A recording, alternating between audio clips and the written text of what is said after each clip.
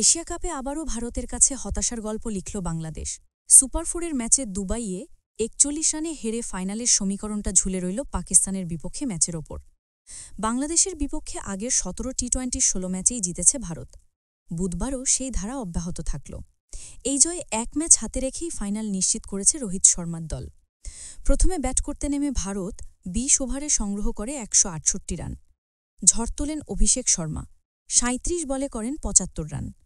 Hardik Pandya ৩৮, Shubman গিলের bat থেকে আসে ২৯ run.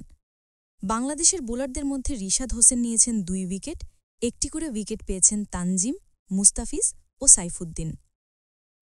জবাবে ব্যাট করতে নেমে বাংলাদেশের শুরুটা ছিল নড়বড়ে। ওপেনার তানজিদ হাসান ফেরেন মাত্র ৪ রানে।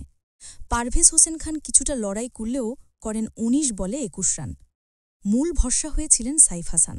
দারুণ কিছু শট খেলে করেছেন ৫১ বলে ৬৯ রান, যেখানে ছিল ৩টি ৪ ও ৫টি ছক্কা। কিন্তু তার ইনিংসও দলের হার এড়াতে পারেনি।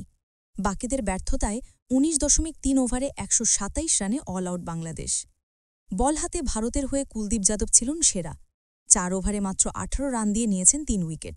বুমরাও নেন ২ উইকেট। ফলাফল ভারত জয়ী ৪১ রানে। ম্যাচ সেরা হয়েছেন অভিষেক শর্মা। বাংলাদেশের সামনে এখন ফাইনালে যাওয়ার একমাত্র সমীকরণ বৃহস্পতিবার পাকিস্তানকে হারানো।